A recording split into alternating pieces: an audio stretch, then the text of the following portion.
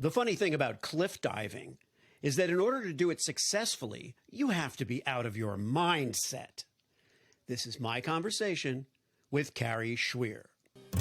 What if the truth came in a gel cap and we could just pop it in our mouths and forget about it? Well, it doesn't, and we can't. But we can laugh in the face of reality while plotting our survival. Welcome to the Truth Tastes Funny podcast. I am your host, Hersh, and if my guests can handle the truth, so can you. Open wide, folks. Here it comes. My guest today is Kari Schwear. Kari is a 7-time Career Path Conqueror turned professional executive coach. She's a speaker, a corporate trainer, also co-authored the book, The Successful Mind: Tools for Living a Purposeful, Productive, and Happy Life. And I'm going to start. First of all, Kari, welcome to the show. Thank you for having me. I'm super excited to be here today with your audience and you. Likewise. And I have a double question for you. The first part A is going to be, what is a 7-time Career Path Conqueror? Because I just love the way that sounds. And then the second part will be, why does my life suck?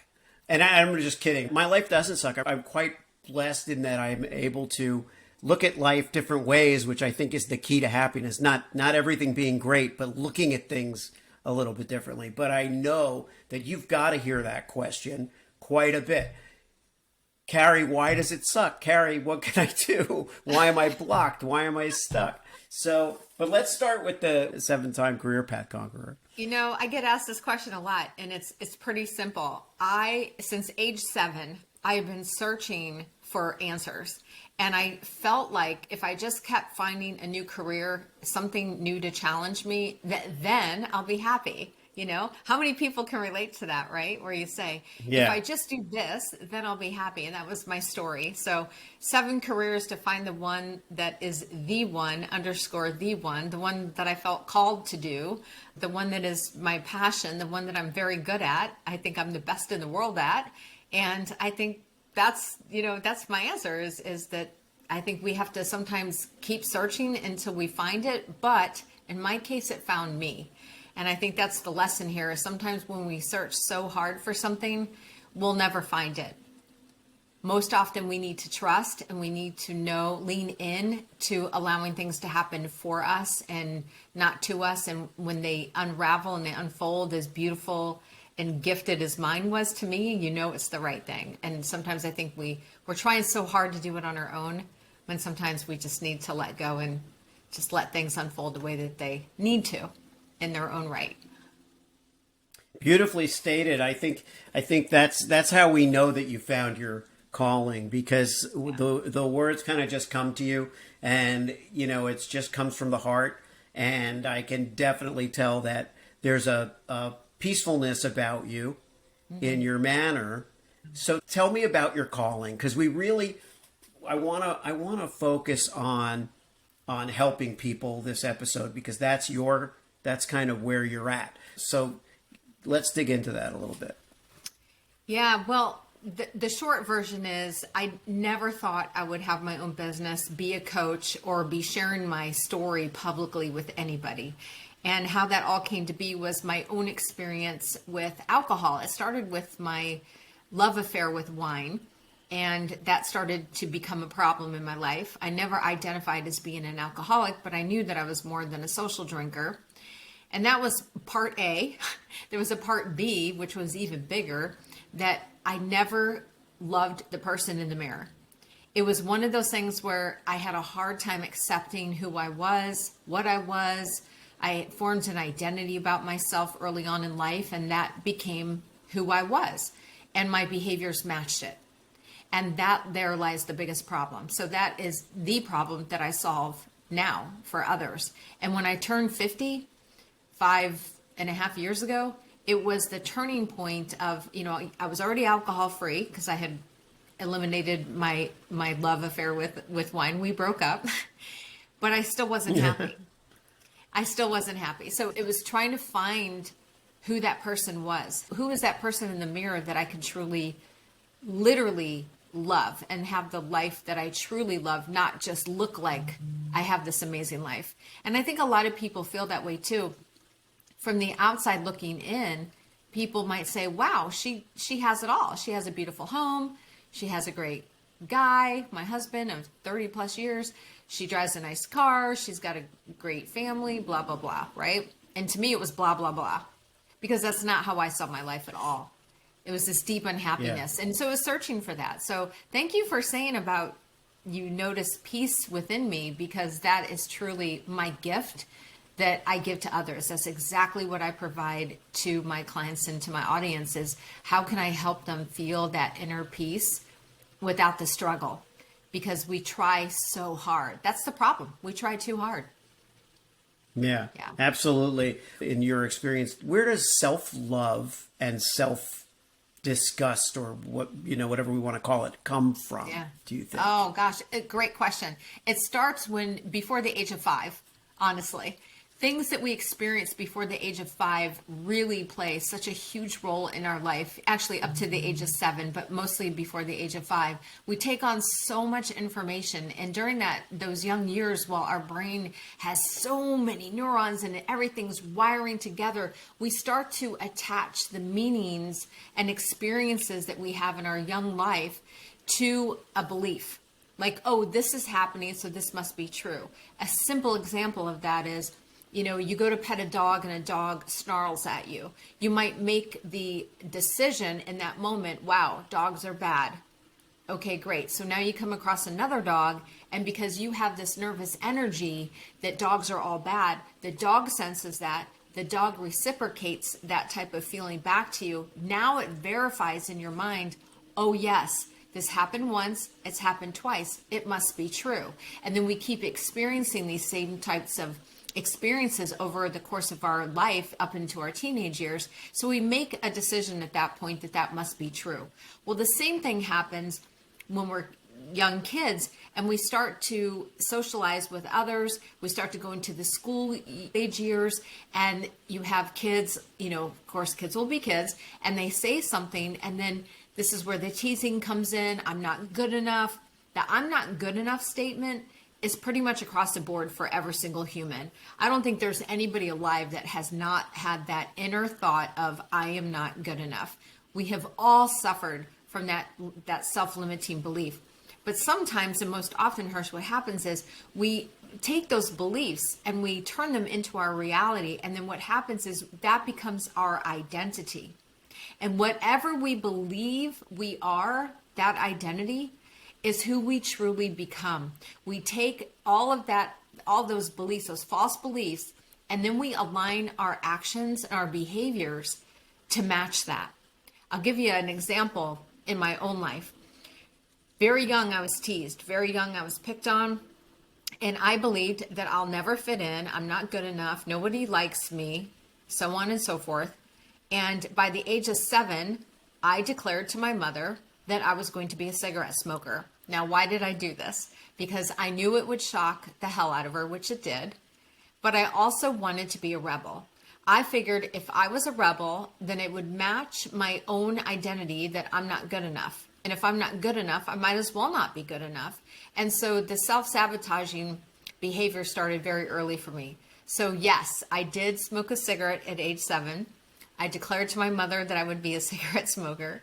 And by the time I was 11 years old, I was smoking a half a pack a day. That is a true story. Wow.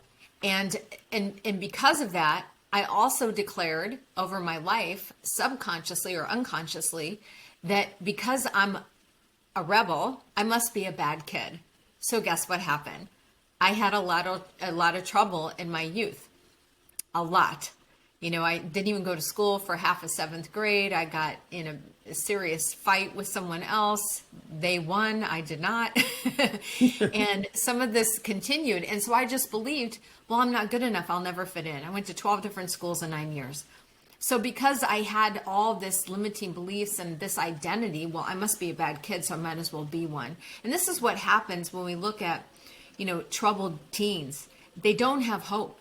Their identity is being broken or their identity they believe that they are is broken because of what they're believing around them. Part of it's environment, sometimes it's the social status, whatever it is, and their behaviors match.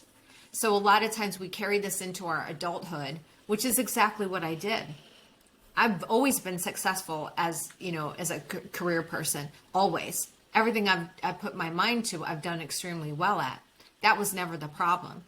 The problem was who I believed I was at the core level. And until we find out who that person is and we get through the layers and get to the root of the issue and we start to heal that inner child or those limiting beliefs, we're never going to get past it.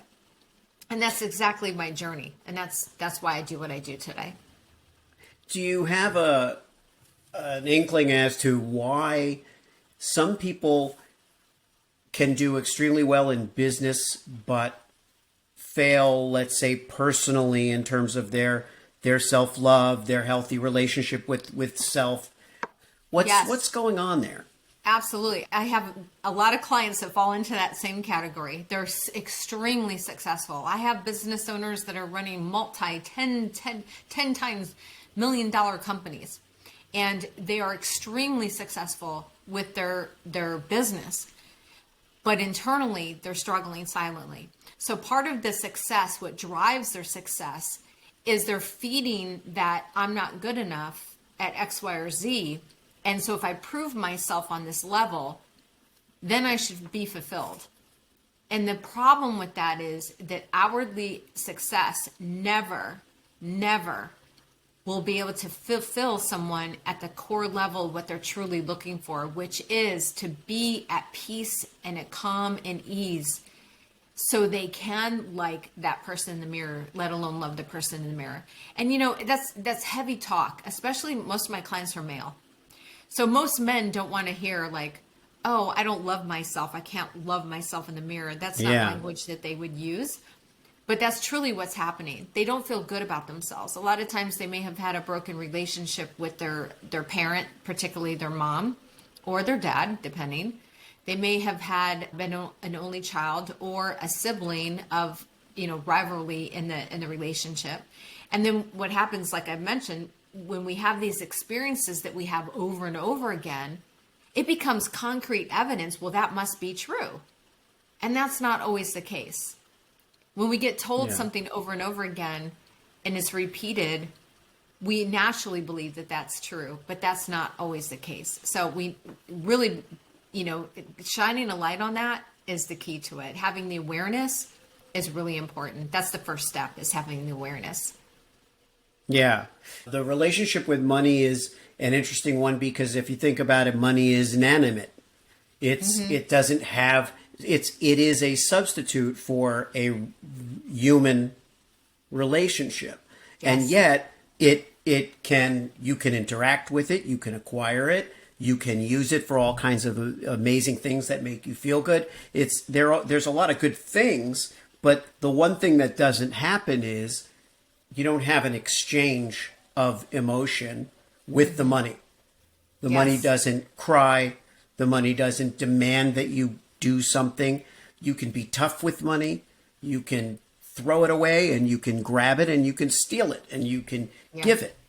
And it doesn't have anything to say about it. So I think that's where sometimes sensitive people, artists and so forth, who don't want to deal with, or just to do the same thing that you were describing. They convince themselves that they can't do it. They have the opposite situation. I can love a human being. I don't know how to love money. I don't know how to have a relationship with money. I can't. I just can't because it's not what I am. And then, they limit themselves that way. Yes. What's the process of healing these things and breaking these habits? Well, the process is, identifying, okay, well, when did this all start? Now, as a coach, I don't sit on that. That's therapy, that's counseling, particularly therapists will focus on staying in the past. Coaching is all about moving forward. It's great to identify it and then we move on. And how we move on is we make a new decision about it.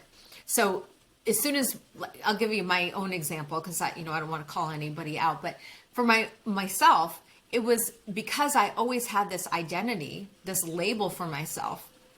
I knew that in order for my life to change, I needed to change. I needed to believe something different about myself, something that was empowering, something that I could believe in.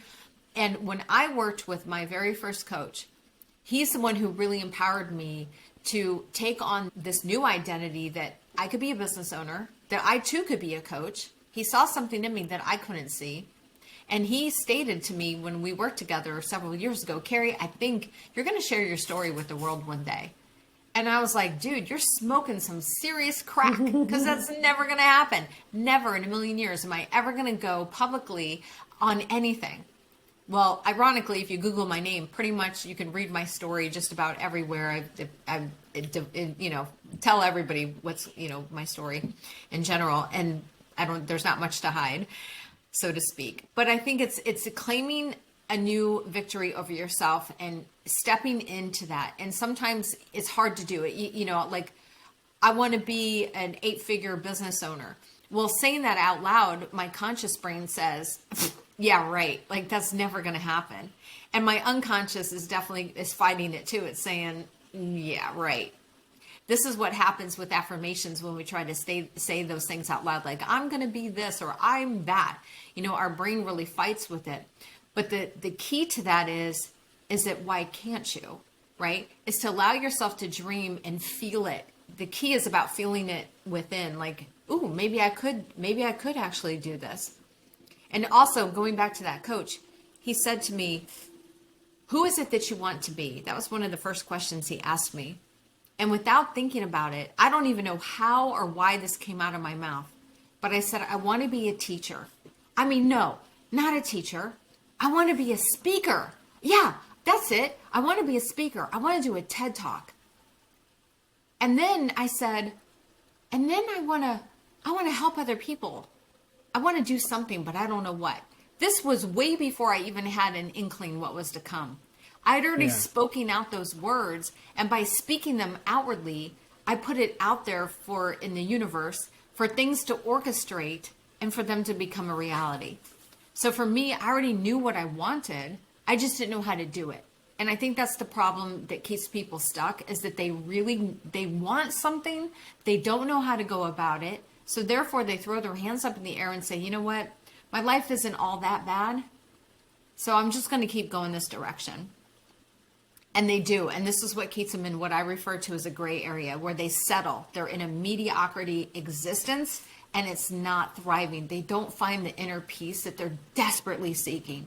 That's what they truly want, is this inner peace that they're desperately seeking. And when I could deliver that to my clients and we help them discover that for themselves, oh man, I'll tell you what, is why I get up every day. It is the reason why I get out of bed every single day, is when I know that I'm able to do that for my clients or anybody that listens to me. I can't even tell you. It is my purpose. And that's why I say it's calling. My favorite thing that you talk about is this gray area, because the gray area isn't just like vague or indeterminate. It never ends. It never changes. It's all the repetition that we do over and over again. We make the same mistake. We do the same thing expecting a different result. We do little moves that are lateral moves that, and I'm talking about myself. I've done all those things. I've done those things where you just aren't making a decision to move, whatever it is. Well, you can call it fear. That's why. It's safe. Yeah.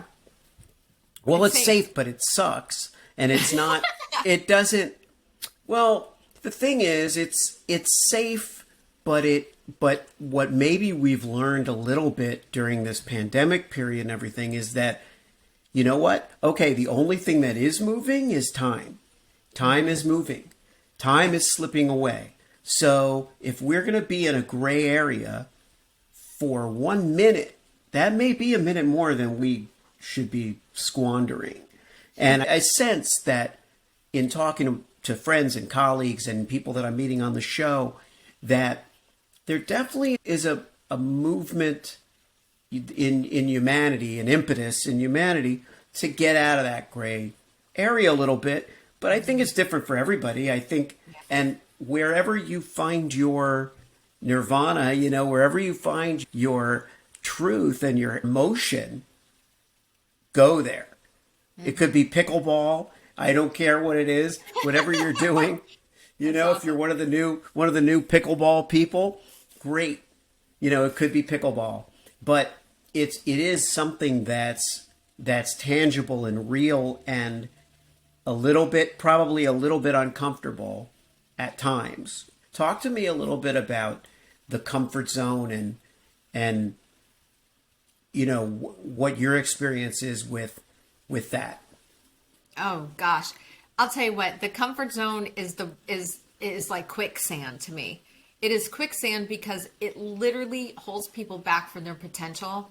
And the worst thing, the biggest regret that anybody will have on their deathbed is the things that they didn't try, that they didn't go after.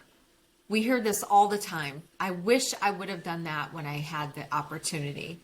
Or maybe if I just would have put myself out there, that I might have gotten that promotion, or I may have gotten a date that maybe could have changed the trajectory or whatever. Regret is the worst possible feeling that we can possibly have besides shame and guilt. And so it's just another layer of feeling down. So for me, that's one of the biggest issues that, we have, is like not moving forward. But the comfort zone in itself, the issue with that is that we all have fear. I have fear. I'm doing things this month that I've never done before. And it is putting me into a very uncomfortable situation. But on the other side, it's extremely energizing. I have all the fear that goes into it, but I'm channeling that energy. It's a shift of mindset, reframe of it not being a fearful thing, even though there is fear present, but it's more about the excitement, because fear and excitement have the same exact tendencies in our body. I'm training right now to hike the Grand Canyon rim to rim. I have a serious back issue that I just got out of rehab again for a couple months, and I'm training for this thing, and I'm going to do it. And it's not easy. It is a very strenuous hike. You're talking, 80, sometimes 80-degree temperature change within a day, and you got to be prepared for it all.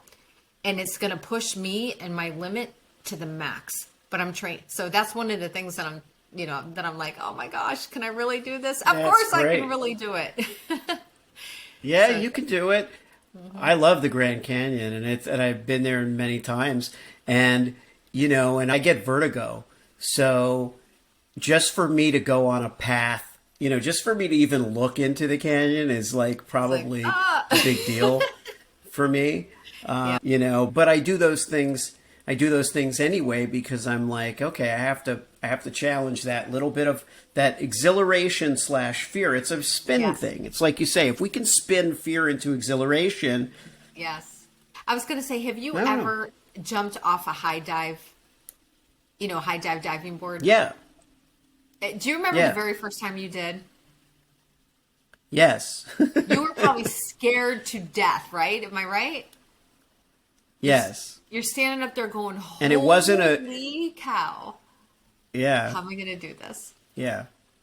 It wasn't even a diving board. It was a rock? A cliff. A cliff. It was a rock. Yeah, it was a cliff. And I have no idea how high it was. And I was with a group of guys, and, I wasn't the first one to go. This friend of mine, Jeremy, his name was the first one to go. And he was that like BMX type guy that would do anything anyway. Yeah. And he did it, and he was fine. And I was like, okay, I'm doing it. And it shocked me even that I was 17, I think. Shocked me even that I did it, but it was mind blowing, actually. Yeah. Yeah. And then at least when it came to, right? Yeah. Then you go again, and you'll go again. But I still have I still have the fear of heights. I still have, get that sensation. But I think if we look at it like that sensation is partly what we're after, then maybe we can, and that has to do with business. It has to do with relationships. I mean, let's talk about even shyness for a minute. Do you work with people sometime for whom it's just the public speaking aspect or the communal speaking aspect is just terrifying? No, not so much about that specific example, but definitely I have clients that are afraid to use their voice. So they're afraid to speak Okay. up, stand in their power, stand for themselves. They can get run over quite a bit. And again, these are very successful people. I mean, very successful. Not your average, not your average when it comes to economic, conditions. They're doing very well for themselves, but yet they get run over, and they feel as though some, not all, actually, it's a smaller percentage of my clientele, but it's an issue that I address with them, because how can they stand in their power? How can they feel really strong about who they are? And again, it's putting on a new identity. And I like to explain it as like putting on armor every morning. Putting on, sometimes you got to like climb into a different shell, climb into a different uniform, so to speak. And I like to think of as armor that we put on every day. And a lot of that comes from what we're doing for ourselves every single morning has a lot to do with that. The self-care that we give to ourselves. And I don't even like that term. I'm going to start not using that self-care term. Self-care? Yeah. Oh, it's just so like overused, right? It's self-investment. What we do for ourselves, have a commitment to the commit. Really. Yeah. And if you do something every single day for yourself, for me, I read every morning, I pray, I meditate, I journal, I stretch, I exercise, I spend quality time with myself. And I'm a firm believer that if we do the things every single day, I call that everyday effort equals expansion. If we do something every single day, we'll start to expand as a human being and as a person. And if you don't take the time to do that for yourselves, you are setting yourself up for a miserable day. And the other thing is, I really have to say this, is that a lot of us, Americans especially, we tend to overwork and have no rest. And the first thing that most of us reach for in the morning is our phones. And when we do this, what we do is all of a sudden we've just given all of our power for the day away to what's ever on the phone, whether it's email, social media, whatever. So anybody that works with me knows one of the first things I say is there is no phone the first 30 to 45 minutes, a minimum of 30 minutes after you wake up. Do not look at your phone. If you look at your phone, it's game over. You're going to set yourself up because you give all your power away. So the phone is definitely not a piece of their morning. And before they go to bed, the last thing we need to be thinking about before we go to bed is gratitude for what went well that day, thinking about our intentions for the following day to come, and how we want our life to be. Having so much gratitude when we can fall asleep with those things swirling in our minds. Our unconscious mind is going to orchestrate a way for that to happen. And we wake up so much more renewed. And now when we wake up, we can give our life to ourselves. You've given us actually a lot of good advice so far, but is there something that you'd like to share with the audience that might inspire them to help get them at least a little unstuck if they're stuck right now? Yeah, really, for me, my biggest piece of advice would say is know that wherever you are currently, it doesn't have to remain that way. It all starts with a decision. I use an acronym a lot in my business. It's DECIDE, the word decide, and the D stands for have a desire to change. Having the desire to start with is half the battle, right? So if you know that there's something that you want to change and you have that desire, great. The E is exploring your why. Why do you want to make this change? This is really important because if you have the reason why, it becomes your anchor. It becomes your fuel to get you to where you want to go. And usually that why has to be something of very deep value. So knowing what your why is crucial. Then the C is having commitment to self. Be committed to the commitment. If you are committed to yourself and you do what you can every day, you're putting action towards that, then it will come to pass. It will. You'll make whatever it is that you're trying to do and who you're trying to become, it will happen if you have that deep commitment. And the I is invest in self. Sometimes, yes, that means money. That means resources. That means hiring somebody to help you, whether it's a coach, a counselor, a therapist, a specialist of some sort. Putting time, money, and resources into yourself is key. If you don't put any skin in the game, you're not going to get very far. Listen, people hire personal trainers not because they don't know what to do. They can look on the internet and know what to do. They hire personal trainers because a personal trainer is going to hold them accountable, and they know if their butt doesn't get to the gym at 5 a.m. when they schedule their personal trainer, that they're disappointing somebody. So this is why we pay for someone. They hold you accountable. So invest in yourself. The D is daily habits. I mentioned it. Doing something every single day is the key. And the last E is execute on your decision. Make it happen. Take the action. And again, doing something every single day will get you to the expansion that you're looking for and that you can grow. Thanks so much for tuning into Truth Tastes Funny. If you enjoyed the experience, please leave a 5-star review and share this podcast with your friends.